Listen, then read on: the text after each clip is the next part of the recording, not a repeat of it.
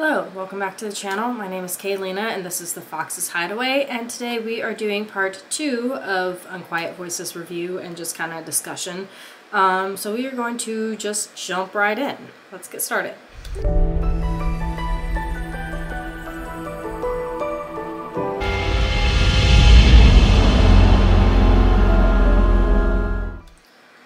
Okay, so the next section that they were kind of talking about is all about like the stages of possession, so to speak, and not necessarily the stages of possession like that we would think in like a demon type situation, but kind of almost the same. Like obviously a spirit can kind of do the same things that a non-human entity can do and really cause a lot of disturbance and emotional distress, and so it's obviously the same stages, you know.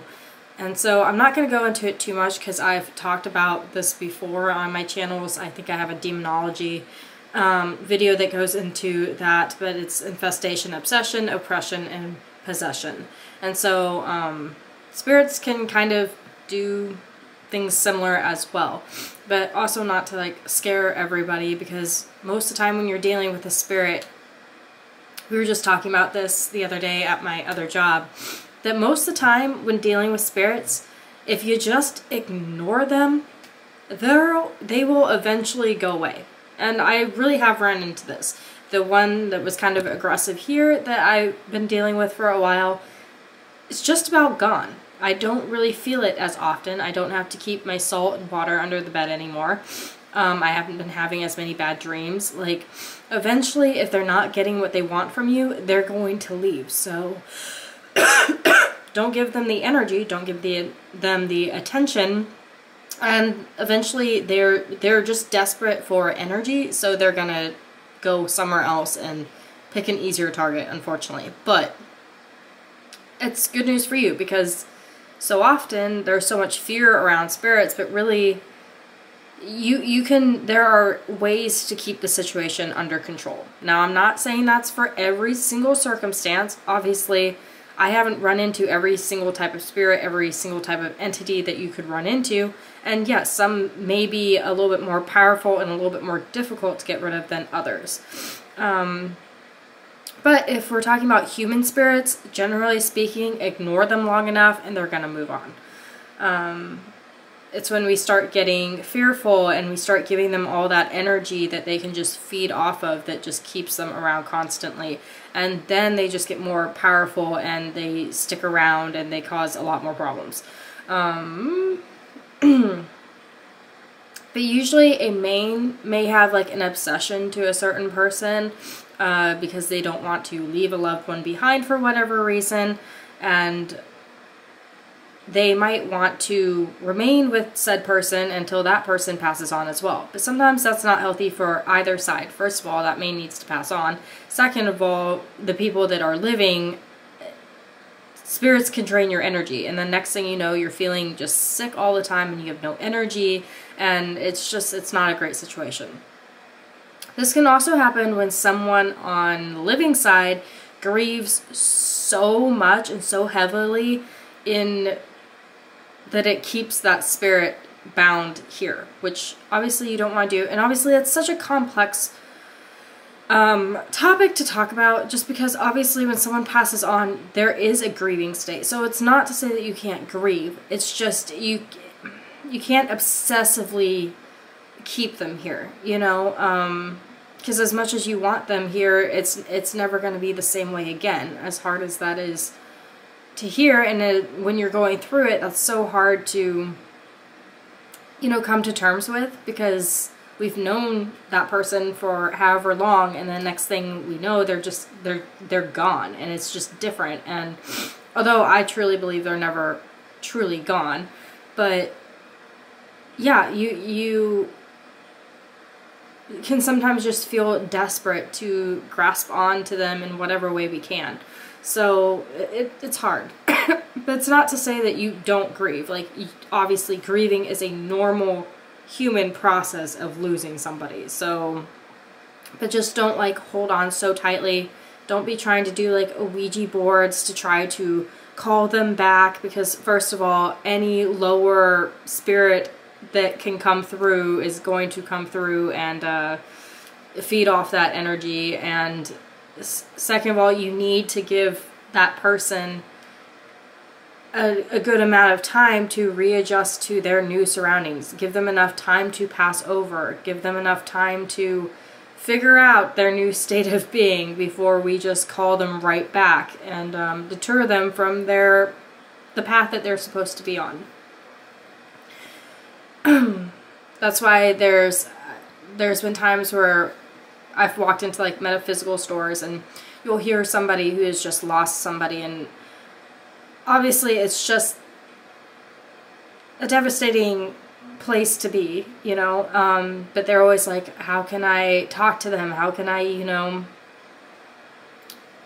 that they're still with me? And it's like, well, how long has it been? A couple weeks. No. I still feel like that is too early to be like reaching out, you know. Just give it some time. As hard as it is, give it some time. And then, you know, ask the universe, can I please have signs from them? Can I please somehow know that they're okay? And you know what? They will find a way to show you. They will find a way, but let them pass over first. They will come back and give you just sure signs that they are there and that they are with you. Something that was very specific to them. They will somehow get the message across. I promise you. I get synchronicities right along from loved ones. I see cardinals, 2 cardinals, just randomly, you know, here and there, and I know it's my great-grandparents. I've gotten signs, obviously, from spirit guide that passed on in school. Like, they find a way. They do. I promise. Inmates' obsession involves like their own condition, so they often can be ignorant to the fact that they are dead, most likely to haunt a place, an object, or a person. Oppression is obviously going to be that very like emotional state, and if you ever suspect someone might be being oppressed, well, first of all, don't just assume it's a spirit. If something's going on mentally, emotionally, you know, always look at the tangible, physical first. Reality, so to speak, before you just jump to spirits. But if you're just noticing this sudden drastic shift in like personality, and it's just very intense and unpredictable, and there's just like a lot of emotional outbursts, and this person has never been like this before or hasn't really dealt with any mental health stuff in the past, obviously always go and check that out first. But or they become just very withdrawn and secretive, exhibiting like just seething anger that's just very out of place for them. Uncontrollable sadness and anxiety, compulsive behaviors, extreme hunger or thirst, a need to constantly just be like writing or painting or drawing, or other repeated like ritual type activities that are just out of character for them. Then maybe look at some paranormal stuff. Have they brought something new into their house? Have they been getting involved with anything? Like, just start maybe asking those questions. But once again, always look at the physical and mental health first before you just assume paranormal. So, obviously, like we mentioned before, terror is used in the tactic of, like, lemurs. That is what they are after, that just jolt of energy that you give them from being scared. They may also use love and reverence, though. Masquerading as, like, deities or celestial beings or spirit guides. Child spirits, especially, and deceased family members. So you do gotta kind of watch out. Use that intuition. You're never going to be able to 100% say, oh, this is who I'm talking to. It's just not the way spirit works, you know, like, they can masquerade as other things, unfortunately, and but there's always that feeling that's attached to them. So just pay attention to what feeling they are invoking in you. Is it a light, loving energy? They can't hide energy very well. They can maybe do it for a little bit, but eventually their true colors are going to come out. So know the right questions to ask. Know the feeling. Feel it, because they'll just be like that little feeling or voice in your head that just alerts you that something is off and that something isn't quite right when you think you're talking to somebody that you want to be talking to, and then all of a sudden you'll just get this like sensation that it's not them. And I also noticed that a lot of the times when you're truly talking to loved ones or beings that have your best interest at heart, they're not going to be saying things that are going to be causing fear inside of you. You know, like they're going to be talking to you in such a way that, yeah, there may be some hard truths that you have to face, but it's in a very loving and caring way versus things that instantly strike fear in you. At least that's what I've noticed in my experience. So yeah, we're a little bit about possession though, because obviously possession can be a very scary stage. They always have to have some sort of permission to possess you. And permission can be easier than you think, because a lot of people would be like, well, why would you make an agreement with something that wants to possess you? And there are two kinds of possessions. There's voluntary and involuntary. You see a lot of cultures, a lot of other practitioners who might do like spirit possession and allow the spirit to take over them. Me, personally, not super comfortable with that idea, but there are tons of practitioners out there that are very, like, they know what they're doing. They've done it before, they've had a lot of practice, they've been given all the instruction on how to do it safely. So yeah, you find that. And I feel like that would be such a thing to like witness and like experience, is a professional actually allowing a spirit to do that, like to understand how all that works. I think it'd be interesting to actually see that play out in like a ceremony or something. Also keep in mind, like I said in the other video like 5,000 times, true demonic possession is super rare. Like, and most of the time it happens because it's like most of the time it's not, let me reword what I'm trying to say here, because apparently we're just mouth vomiting at the moment. Most of the time, it's not a true demon in the sense that we think of demons. It's usually like an angry, vengeful, or very confused revenant. So, and they can come across the same way as like a demon can. It's gonna feel just as scary. Inmates may partake, but lemurs are generally the suspects that are involved in this. They cause fear in order to gain that phasma we were talking about. They will imitate or mimic non-human devils and demons to heighten fear amongst their victims. However, lemurs do enjoy their freedom, from what the authors say, so they don't generally jump to possession. That's kind of like a last desperate attempt to get that phasma. Possession obviously kind of entraps them in one place, and they don't really prefer that. Yeah. So to get rid of spirits, obviously you fall to whatever rites or rituals or religious things that you do to exorcise the spirit from the person. And the cool thing that they were kind of talking about is that possession, which it makes total sense when you actually think about it.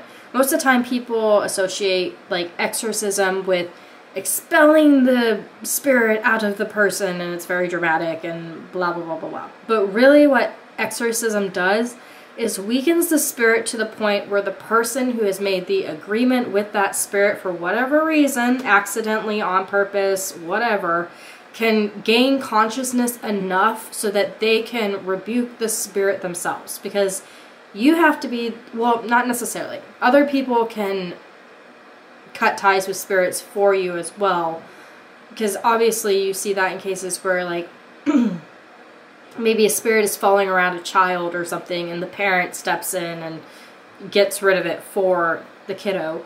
But generally speaking, when it's in possession stage, that person needs to tell that spirit it wants no more connection with it. It doesn't want anything to do with it, so that the spirit is then forced out by that person.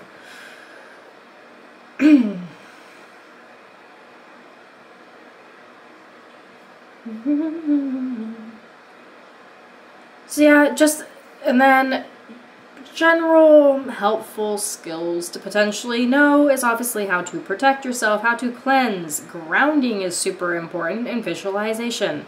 An interesting thing that she noted is a lot of the times people say to, like, imagine a white glow of light whenever you're wanting to kind of cleanse, like, your aura, you know, seeing the light coming down and cleansing and all that good stuff. She said to pick a blue light instead, which it's just different between practitioners. She says pick blue because white is more of like a beacon, so it could potentially maybe attract more spirits to you. However, even if that's the case, white is kind of that cleansing, purity, divine light, so it's going to be clearing away any negativity. I feel like, yeah, it might draw the spirits to you, but if they're negative at all, they're not going to be attracted to that energy, I wouldn't think. So, and honestly, anytime you do any kind of magic or energy work or anything, you're gonna find that it naturally brings more things to you because you're vibrating on just a little bit higher level than maybe normal people who don't do energy work. So those spirits are just gonna be like, ooh, energy, and kind of come to you. Which, yeah, when you don't know how to utilize it and you don't know how to do it, you know, safely, or know what to do when spirits do come your way, it can be a little bit intimidating and it can be a little bit overwhelming. I feel like there needs to be like a video out there that really goes in depth as to what, maybe not necessarily true beginners, but like the step up from that go through when they're awakening and they're starting to use their psychic senses and they're starting to have all these interactions with the paranormal and the other entities that exist out there. Because, I mean, I know it can be kind of different for everybody, but there are certain things that come along with it, and it would be so helpful for people to know what they're getting themselves into, because it can be quite overwhelming and you can kind of just feel like you're losing slight grip on reality, because your reality changes and it's becoming a lot more open, and yeah, it's a process.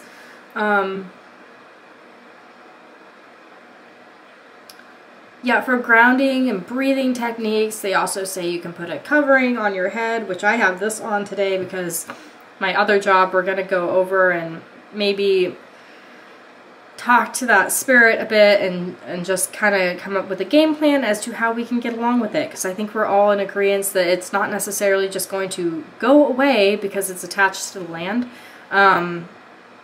But we need some kind of conclusion as to how we can all play nicely and get along together. Grounding, I really love. I'm one of those people that, yeah, it might gross some people out, but I love to like be barefoot when I can. Obviously you can't do that all the time, but it is such this grounding sensation of just picturing yourself being rooted and sprouting into the ground and keeping you just stable in your energy work. And yeah, the biggest thing, overcoming your fear. Already mentioned that in the other one, but it's so important. Just having a understanding is going to eliminate so much fear. Like, I used to be terrified of ghosts. Absolutely terrified. We went on a trip to Williamsburg when we were younger, and we went on this ghost tour, and I did not want to go. I did not want to go. I didn't like the idea of anything haunted. It terrified me because obviously back then I didn't have the knowledge that I have now, and movies and social media and everything out there that always portrays spirits and ghosts and any entities that aren't human as just evil and scary. That was like at the forefront of my mind. And yeah, and now it's just like a complete 180 of 180, is that right? I don't know. But anyway, it's a complete change because I know so much more now, and it's, trust me, when you're starting out, it can be very intimidating, but once you start kind of learning things and getting more comfortable with it and putting aside the fear, like when you start feeling fear, like ground yourself, put those protections up, and know that you're going to be fine. You're going to be okay. And that obviously human spirits bring kind of a heaviness with them when they haven't passed over, because that's just the energy that goes along with them. So maybe some just helpful things to have in your toolkit whenever you're doing this kind of stuff. Iron can be very helpful. It's can affect any of those dense phasmatic bodies within a radius of like 4.5 feet. And it helps discourage a revenant from entering an area, or it can be worn as like an amulet or a protection thing to prevent spirits from even coming near a person. And iron can be really great. You can do crosses with it, which obviously like ties off like certain areas to prevent spirits from coming in from like the rising space that they might have. Iron can be pretty powerful. Obviously, some non-human entity spirits, iron might not affect them in any kind of way. But human spirits, it can definitely pack a punch if it needs to. So yeah, like cross lines, like I just said, any of those crosses. I don't know if I said it in the last video, but crosses were actually created to prevent spirits from re-rising. So that's why you see them on like tombstones and gravestones, and like that's part of the reason. And you can do this physically, you can visualize it, you can draw it with oils and washes, cross lines, and it works. Obviously, amulets and talisman can be used.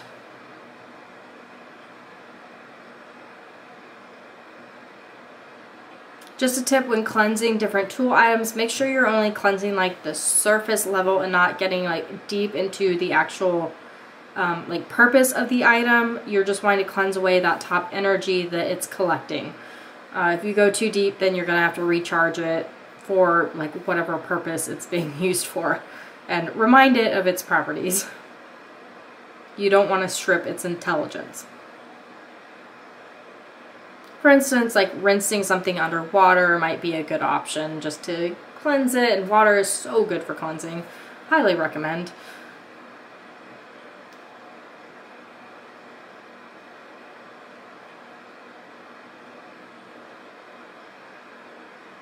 They talk about like different sounds and which ones to use.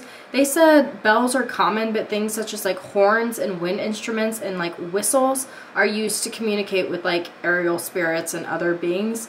I don't know. I use bells quite often. That seems to be my thing. And I love singing bowls for cleansing a space. So music can be used to attract spirits, obviously. It's a sort of energy, so you can also use like items like tag locks as well to protect yourself, or even connect a tag lock to a spirit. That works as well. So she mentions something called affinities, which is similar to the American term of like a trigger item, but affinities are a little bit more specific than trigger items. So for instance, like you see in a lot of videos, especially in like Sam and Colby, when they go ghost hunting, they use a lot of trigger items where if they're trying to connect with a child, they bring a toy of sorts. Affinities would get very specific. So what spirit are you talking to?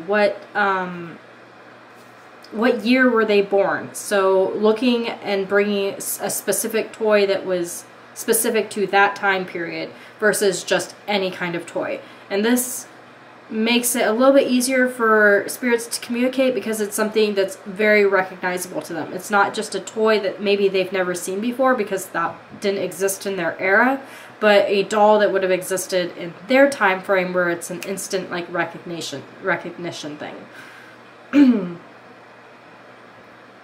And obviously there are modern technology stuff that you can use as well. Obviously there are some like controversies out there whether some of these items are actually connecting with spirits or not, or how accurate they are or whatever. I've used technology before. I think it's still a work in progress. I think it's still going to be an evolution as far as just really honing in on how we use technology to connect with spirits, especially when there's so many things that let off energy around us that could be affecting those items, you know. But so if you can do it kind of more of, in my terms, like the witchy way where you're communicating through your clairs and stuff, I feel like it's going to be a little bit more like accurate if you can do that. Obviously not everyone is to that point where they feel comfortable doing that or even can do it. It takes practice. So, and I'm still not even there yet. Not even close.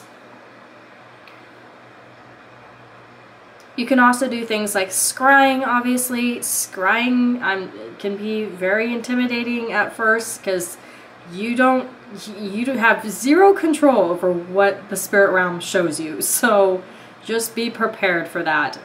But I love scrying in the sense of like I do like tea and hot chocolate scrying where like I'll obviously finish the drink and then whatever image is at the bottom, I take that as messages. Not necessarily just for communicating with spirits, but just if the universe has a message for me and I happen to tune in on that, then I'll do scrying that way.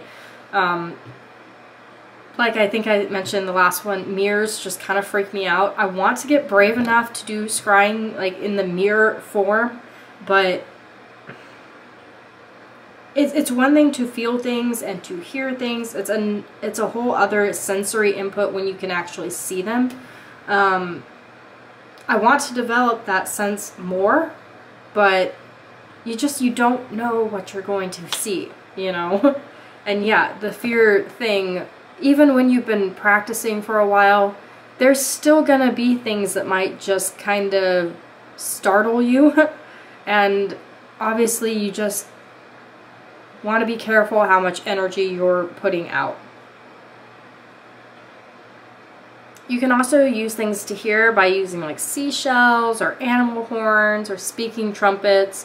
And of course automatic writing is an option. That is giving a spirit semi-permission to manipulate obviously your arm so that it can write. So just be careful with that. She also gives a ton of different like recipes for different oils and things that would be super helpful. And like obviously salt water. Salt is great for purifying, cleansing, kind of repelling negativity. Salt is always a good option. You can obviously do different washes, and she gives the recipes for all these. So I'm not going to go through them like in depth, but if you get the book, you'll have them all there. She also goes over oils that you can use.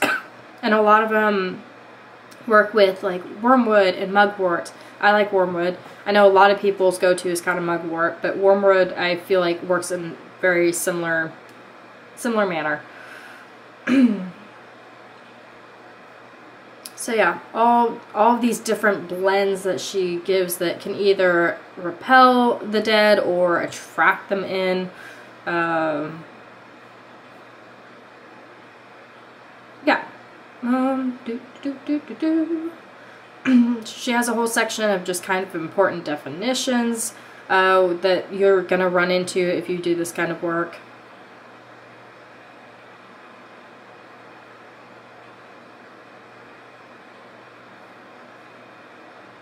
Sorry, I'm trying to find what else I want to specifically go into.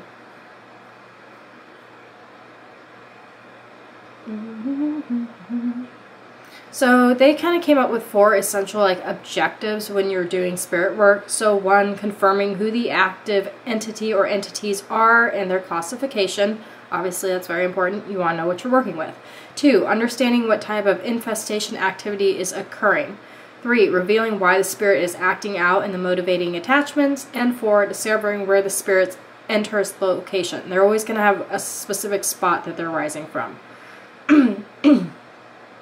There's also a really cool section on environmental assessment, because different environments will have different levels of activity, and certain things can kind of heighten spirit activity as well.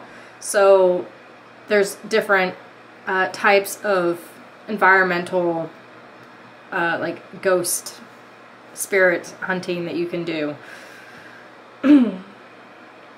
So phasma can definitely be found kind of near water. As much as water is a very cleansing thing, it also tends to attract spirits. And I feel like around here in Excelsior Springs, that's part of the reason why we maybe have so many more spirits just hanging around, is because this used to be a huge place of natural springs. There were tons of natural springs. So I feel like that energy it makes it easier, I think, for spirits to kind of travel, because water is so ever-flowing. But yeah, I think that's part of the reason why we have all the spirits that we do. Not to mention Excelsior's history is just full of sick people coming to get a cure and probably died. So phasma is dispelled near water edges. Moving water can wash phasma upward to settle in depressions on banks, and it kind of contributes to EMF disruptions. Heavily vegetated areas can protect abundant phasma, and additional phasma is released and intensifies in areas of material decay. So in geology circumstances, the presence of quartz, granite, and silicates increases EMF, and underground streams are natural pathways for spirit migration and the production of phasma. In a meteorologist type view, heavy atmospheric conditions are associated with goodness, I'm so sorry. With dense phasma. And yeah, like I said, thunderstorms, when the pressure is just condensed and heavy, it's gonna raise that energy, at least what I've experienced. Thunderstorms can drive spirits indoors and into enclosed spaces. Yup. When it's like that, our spirit activity is just buzzing. It's like they all come inside to get away from all that heavy energy, which you would think they would enjoy, that would give them more power, but I guess not. So built environments, electrical transfers, and other powerful sources of electricity can agitate the spirit environment. And then granite buildings, tunnels, and roads promote spirit activity due to the ebb and flow and containment of phasma. And I don't know if I went over this in the last video, but there are certain places phasma is just known to kind of be at more often. So for instance, basements, all that phasmic energy is very dense, so it kind of sinks to the bottom. That's why you see so many spiritual activities in basements. And then it will rise too, so in attics, that's where it kind of all condenses before it falls back down. And then those in-between spaces of stairwells. That's why I feel in every ghost book there's at least one picture of some ghost on a staircase somewhere, because that's where it pools as well, because it's kind of that in-between space. So interesting. Those liminal spaces, that's where they can kind of wiggle their way in. Architecture-wise, basements, cellars, and lower levels hold dense or stagnant phasma. Geez, I literally just said that. In upper levels, like attics, phasma is more fluid. Passage, doorways, hallways, and stairways enhance the activity. And EMF from electrical appliances, Wi-Fi, and microwaves agitate phasma.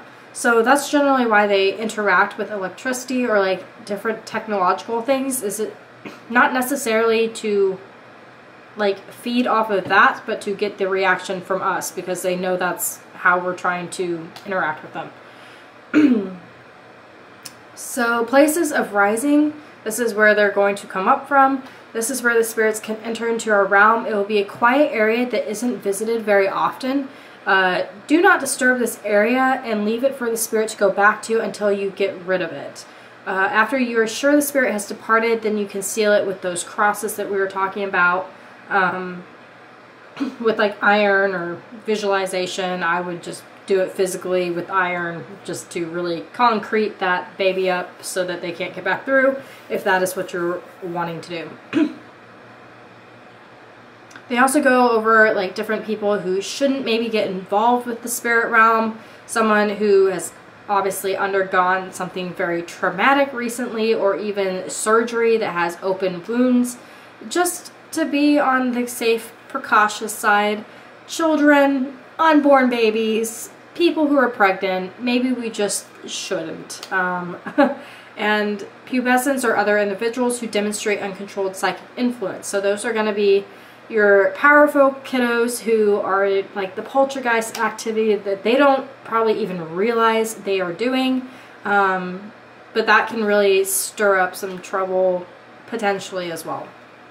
Anyone who has previously experienced an obsession by a spirit at the location.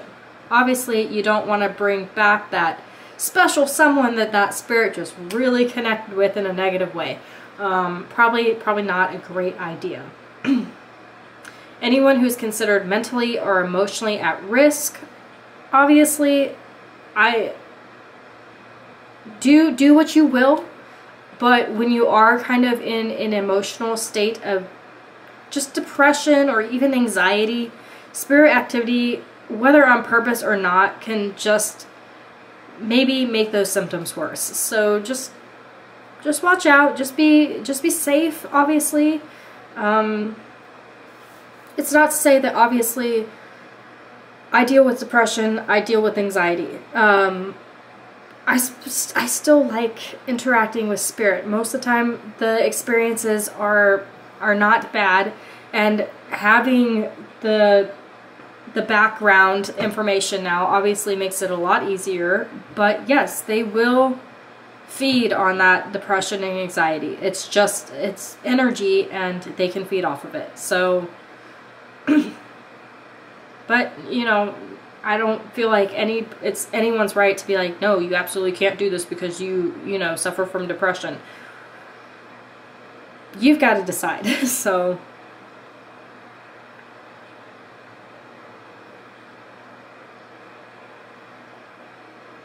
it's especially hard. I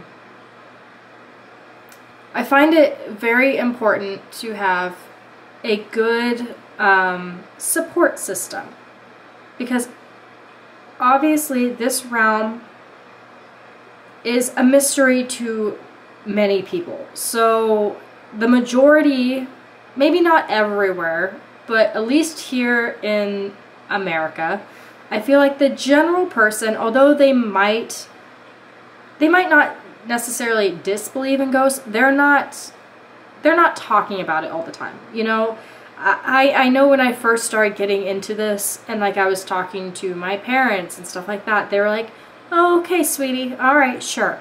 They weren't, you know, discrediting me by any means, but you could definitely tell that the belief was maybe not as much as it is now, because bless their hearts, they let me move in with them for a little while I was sorting out all the divorce stuff, and that was a huge deal because I needed that support during that time.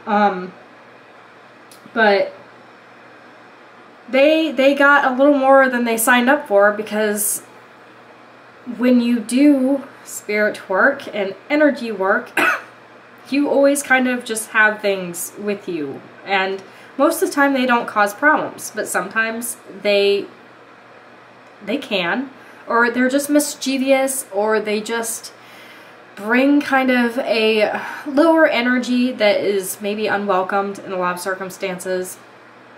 And that happened. I brought something along with me, probably from the elms, and it was smelling up their house like all the time, which was so funny because before that, maybe I just didn't notice it, but I hadn't smelled anything. But the minute we got to my parents' house, it was a whole thing. Now, fortunately, we were able to get rid of it. It went away. I just did some protection balls and put them in the different corners of the house, and obviously cleansed and all that good stuff.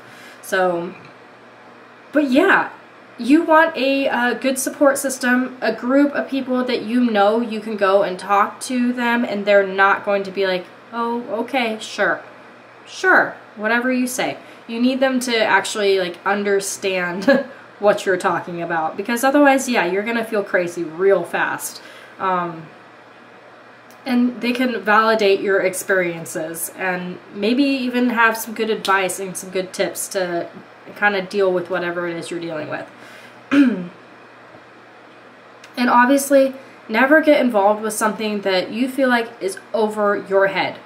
Get some help. Get some like professional help of someone who's been doing it for a long time and they know what they're doing. Never get involved with something you don't feel safe getting involved with.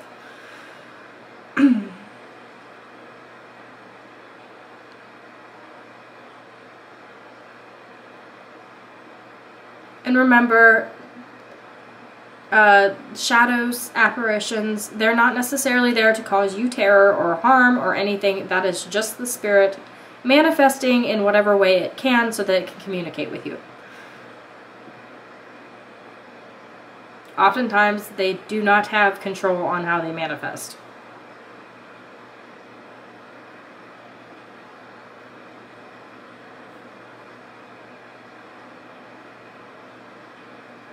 So yeah, always figure out who, what, why, and where. Those are the questions you want to ask. Revenants can be distinguished from lairs by that feeling of dread and isolated cold that we've been talking about.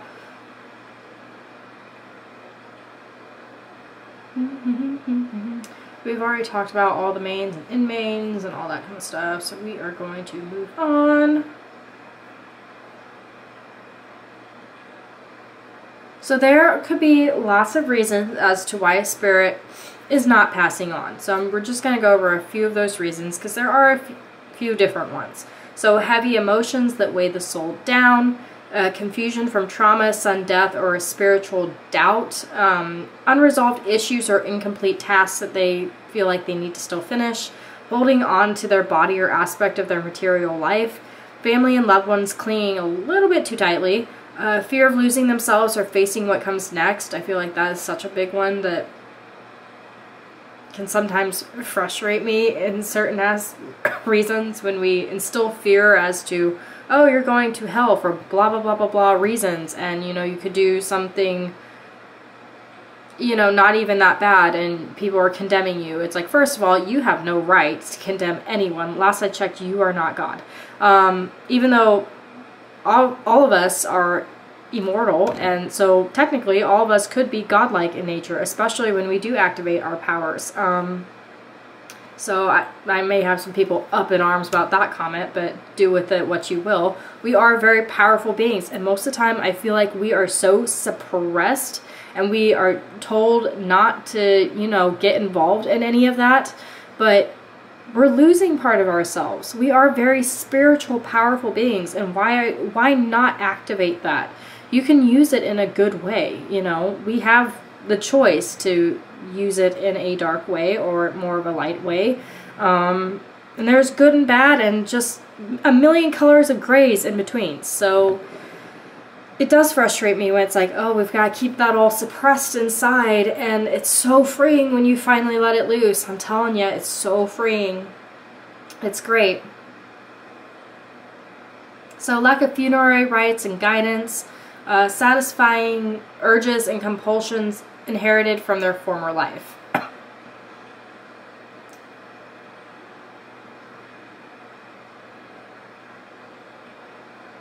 So as far as like a person goes, the person was known to the spirit during their life, or they have a likeness to a person of interest.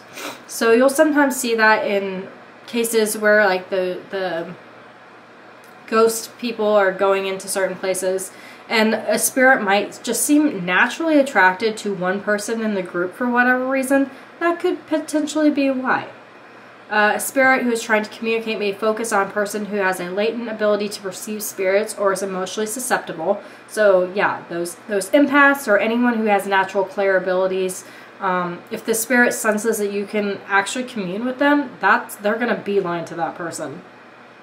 If the person was recently exposed to a place of spirits or present at a death, they may have caught the attention of a spirit. A predatory spirit may be targeting an individual. For an object, the object may have been owned or used by the spirit during life, or it has a resemblance to something familiar to the spirit and may be related to an unresolved task. A spirit will be drawn to an object if it is used by the living as a focal point to contact the spirit, so like one of those trigger items. There is a magical connection forged between the spirit and an object. And yeah, that can happen. People have binded spirits to objects before. I'm not saying it's right. I don't agree with that. I don't think you should bind a spirit anywhere, to be perfectly honest. First of all, would you want to be bound to something or attached to an item forever and have no freedom? No, I don't think so. So don't do it to spirits. Place, the location was frequented by the spirit during life or reminds them of a place significant to them. The site is connected to an unresolved task, impactful event, or trauma relevant to the spirit. The place provides a source of phasma which sustains the spirit, which that I feel like is a big deal. That's why I feel like hotels and certain places just naturally have more spirit activity, because it has so much energy passing through it all the time. All those people that they could just feed off of, so to speak. Yeah, that's very enticing to a spirit. A spirit has been invited or enticed to a place, or they are bound there by magic, a barrier of iron, or a predatory spirit. The places where the spirit grave or relics are located. Honestly though, and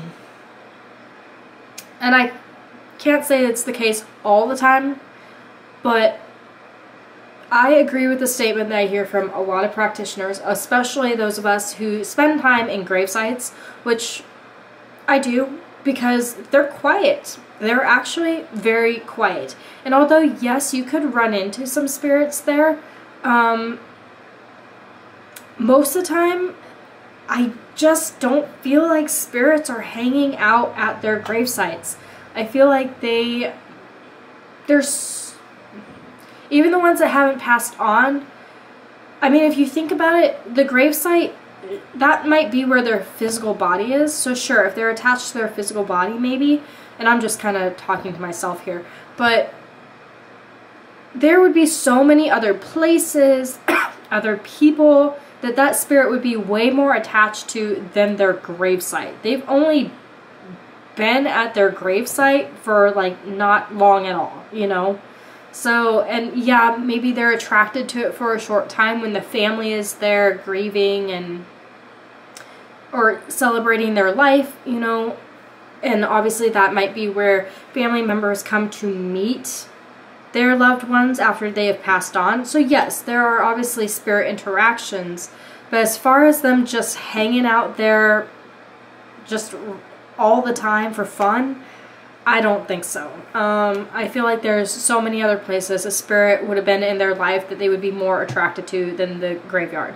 I run into a lot of protective guardians at graveyards. There's always, it's so funny, there's so many trees that are in graveyards that have literal heartbeats to them. Like, you'll go up to them and you can always tell what tree it is. It's just got an energy around it, and it's always it's always this very old, wise looking tree. And I know I sound crazy saying that, but it's true. And it's the tree that'll just kind of be vibrating in energy, and you'll go up to it, and all you have to do is literally put your hand on that trunk, and you can just feel this like heartbeat to it, and you can just tell that there's some kind of spirit that is attached to that tree, or the spirit of the tree itself. Don't know. But it's there, and you could just tell it's protecting everything. So you do run into a lot of that. But those spirits most of the time never feel overly like negative. They're strong. They could be negative if they needed to be. But most of the time they're just there protecting everything and looking over everybody. So the authors talk about kind of a buffer zone around the place of the rising. So this is going to be free of active activity. So it's almost going to be like the inside of a storm, you know, the eye of the storm, where it's just like quiet and it's kind of unnerving. I feel like that's what that is. And when you're kind of in that space, it feels like reaching into cobwebs. And I get this sensation all the time at work. And I don't necessarily know if it's the buffer zone that I'm running into, because sometimes the spirits can give you that feeling too, especially when they get a little touchy. It can just feel like you've walked into a spider web, which I hate that feeling, because I hate spiders. And there are plenty of spiders, you know, around old buildings and stuff. So, yeah. So that is definitely a feeling you can run into, but that'll also be in the buffer zone as well. So portals or vortexes, they talk about how they are obviously places of rising, but they tend to be close to the ground or floor. It happens when a small rift between the metacosmos and our reality appears. They have some stability, but they're not permanent. They can heal naturally, be repaired, or forcibly shut. I am not, I feel like, powerful enough to figure out how to shut vortexes. We have a couple of people at work that say that they can do that. To me, I feel like shutting vortexes would be a little complicated, but I don't know all the details that go into it, honestly. I also know there are some people at work that like to open portals too and allow stuff to come through. So that's why the Elms is so haunted. A lot of people believe that any kind of ritual will create these portals that remain open. However, usually anyone practicing that kind of magic also knows how to close them. If you know how to open them, you know how to close them. Like, it just goes hand in hand. As well as you should, because, you know, you don't know what you're always letting out, you know, just like people, good and bad. And some are just mischievous as hell. Oh my gosh. So my poor grandma, oh my gosh. She has fairies at her house. Lots of fairies. And my grandma, although she doesn't, like, she's not witchy in any manner, but she, I think, could be very open to entities and spirits in general if she, like, really wanted to be. And my mom's the same way too. Like, if she really wanted to tune in and hone in on her abilities, I think she'd be pretty massively powerful, to be honest.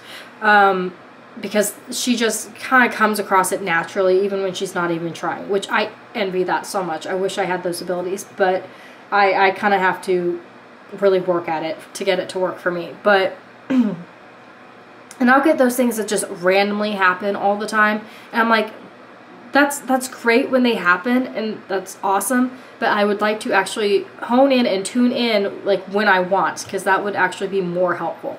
But my grandma has fairies, and her fairies have been very mischievous. So they went on a trip literally almost a year ago, and she put my grandpa's ring in a bunch of sweatshirts just to hide it, in case anyone broke in.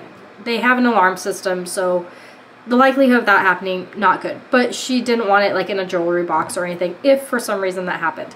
So she knew, she stuffed it in a bunch of sweatshirts. Then when they came back, couldn't find the ring. I'm sure anyone who has dealt with fairies or any kind of mischievous entity that likes to take things and hide them wherever in the cosmos, and then eventually just randomly return it some random place that you know you've checked a billion times.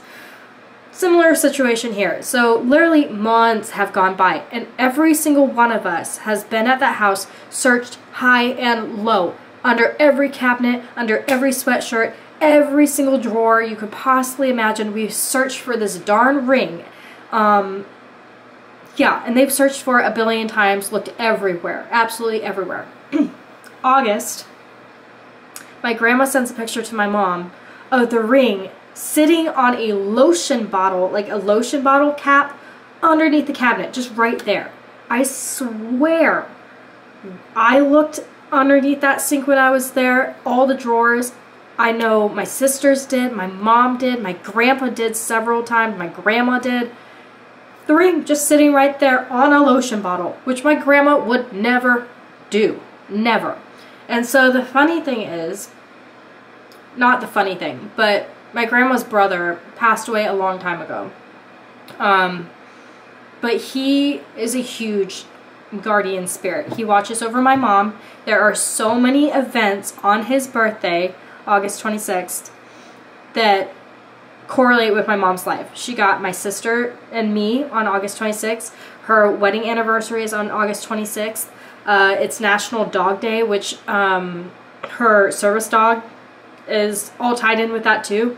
So just so many events have happened on that date. And he promised my grandma before he passed away that he would watch out for my mom.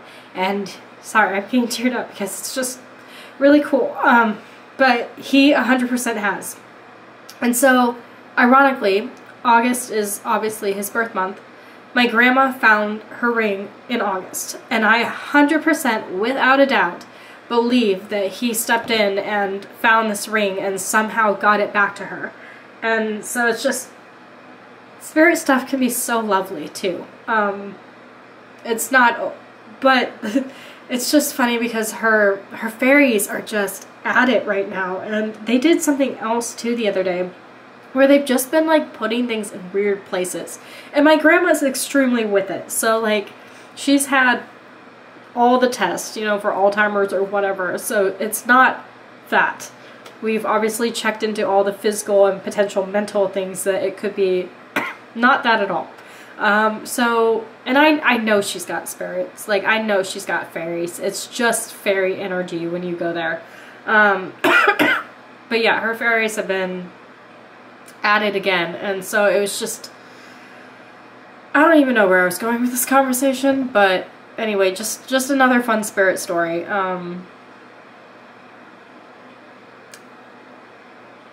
Yeah.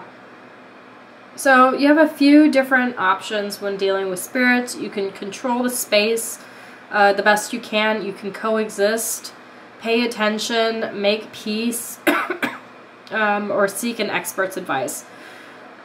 But depending on your situation, you may not be able to fully get rid of it. If it's attached to the land, it's going to be way harder to get that thing to go away. It's a whole process. Like, it's a whole ritual, cutting ritual, and even that, I don't even necessarily know for sure if that would get rid of it. Possibly, but they can be a little bit tricky sometimes, especially when they're non-human too.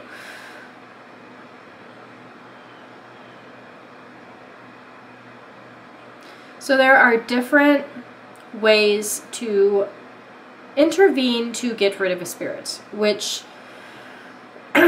honestly, like I said, my best go-to in a lot of these instances is just ignore it. If it's a human entity, it will go away on its own eventually if you ignore it. Yeah, you might kind of have some frustrations for a little while, but cleanse, put those protections up, wear protection, keep your aura guarded, very firmly state that it's not allowed to take energy from you, it's not allowed to hurt anything in your house, it's not allowed to, you know, hurt your animals or anything, or your objects or items. Be very, very specific on that they're not allowed to have any kind of interaction with you. And then from there, ignore them, because they will. They'll cause things to knock over, they'll cause potentially bad dreams, or just kind of a negative sensation around you. Ignore it. Just ignore it. And I'm telling you, 9.7 times out of 10, that is going to be enough to get rid of it. But there are different other stages of intervention, expiation, ligation, exorcism, and miscordia. So you have some like remedial solutions are measures that reduce the effect that the spirit or spirits can have within a location. That's your ligation and exorcism. Ligation consists of procedures that directly dispower the influence or actions of the entity, while exorcisms are methods of breaking the attachment the entity may have formed with a person, place, or object. Permanent solutions, those are those which bring the revenant spirit to a point of closure, passing through those gates of death to continue their natural journey. Examples are expiation and miscordia. Expiation is always the most desirable method of resolution. This is when the entity voluntarily moves on, letting go of their phasmic body. Miscordia is only reserved for the most extreme circumstances where physical danger demands an immediate and severe response. And that really just means that you are forcing the spirit to pass on whether it wants to or not. Obviously, that messes with somebody's free will, so that is why it's kind of frowned upon until literally the last straw, so to speak. But that can be you somehow forcing it to come into agreement to move on, or you can call in other deities, entities, angels. Angels are very helpful in this circumstance to come over and force that spirit to leave. So yeah, expiation, the spirit willingly releases all attachment, moves on, and it's a permanent solution. Ligation mitigates the effects of infestation by controlling the environment by oath or by magic. Some forms are more lasting than others. Result is remedial. So that's actually coming to some kind of agreement that the spirit agrees to like leave and hopefully not come back. And then exorcism separates an undesired spirit influence from a person, object, or place. Result is remedial. So obviously you can exorcise it, but after that you don't really want to talk about what happened. You don't want to invite that energy back. You just want to kind of move on like it's never happened. And then miscordia.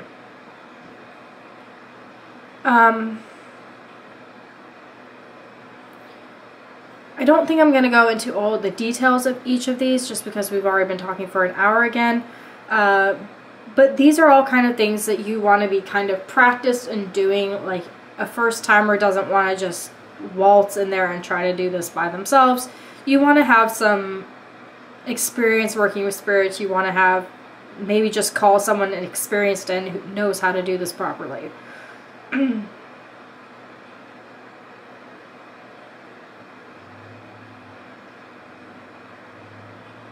Especially since if you aren't versed well in working with spirits, you don't want to just be getting into agreements with them without fully understanding everything, because agreements can be a little bit tricky.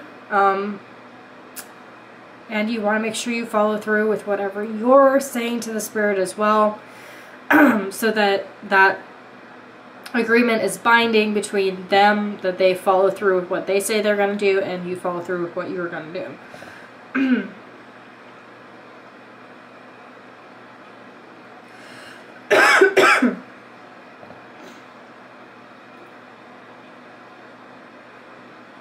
But yeah, you can use different things to kind of get them to leave the space. Like clear quartz in a room can help remove excess phasma, as well as using frankincense and sandalwood. I definitely like frankincense. I think that's a great herb. It's very cleansing. It also brings in really good spirits. Like I know the angels like frankincense, myrrh, anything like that. And usually that deters away negative spirits. They just don't really care for that smell. You can make different botanicals like sage and juniper.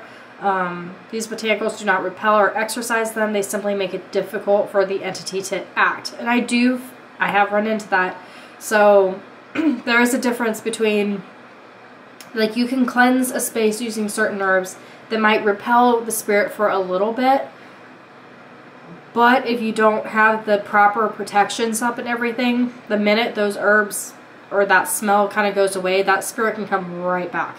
So they are smart enough to know that they just need to leave. But yeah, certain ones, like sage, you feel better for a time because you don't feel their energy quite as much, and then you'll notice that it slowly starts getting back to the way it was before you did that.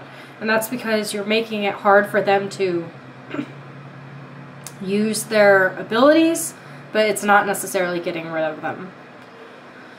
Which I've learned that fairly recently, because I was like, I'm doing all this stuff and it gets better for a little bit and then it just comes right back. And then I'm thinking, then I read this. Isn't it funny how the universe puts things right in your path when you need to read them? I've run into that all the time. There are no coincidences, only synchronicities. Where it just all of a sudden tells you, like, hey, hi, this is what you need to read so that you know what to do in the future. So a duration, you can encourage the spirit into giving their oath to cease their disturbances at the location or to safely leave and never return. When a spirit makes a vow, it is binding to them. Be specific within contracts indicating how long and under what circumstances the agreement should last. If they agree, you can burn an incense offering. If you know the spirit's name, you can bind it to a sigil or a relic or even both. Exorcisms describes actions designed to sever the attachment of a spirit to the place, object, or person they attempt to obsess. Orations, prayers, botanicals, and rituals can all play a role in achieving this end. Straight up, do not burn objects to get rid of spirits. You are simply setting them free to allow them to go cause havoc somewhere else. This is why you never fucking burn an Ouija board. Do not do it. Do not do it. Like, whatever spirits have been drawn to that board, they're attached to that board, you're just letting loose to cause havoc or whatever they want to do. Don't burn things.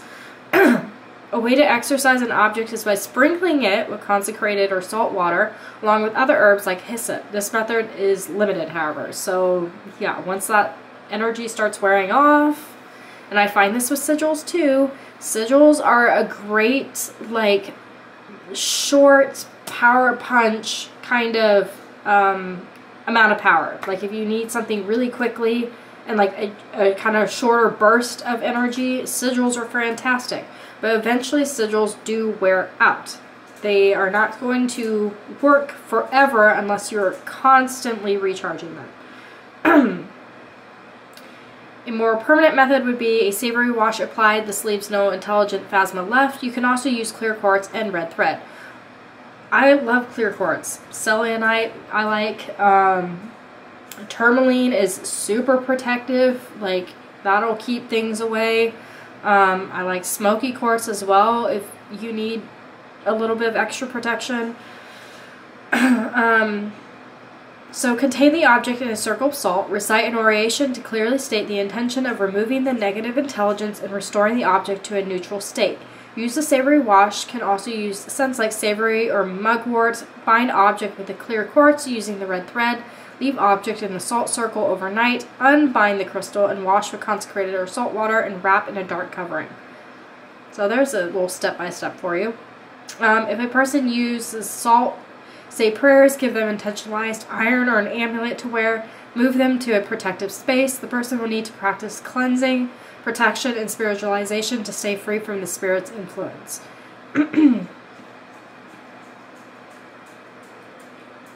So yeah, then there's the methods to lay go. So like the certain spirits you're going to do certain methods for. Some won't work for others and some will.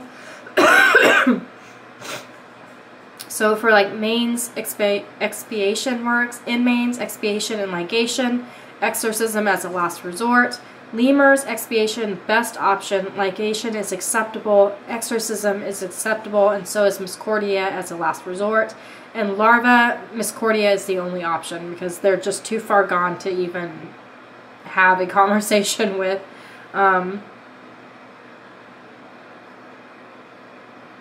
Yeah, so if you want to learn more about the procedure for all of those, get the book, because I'm going to end this video here probably.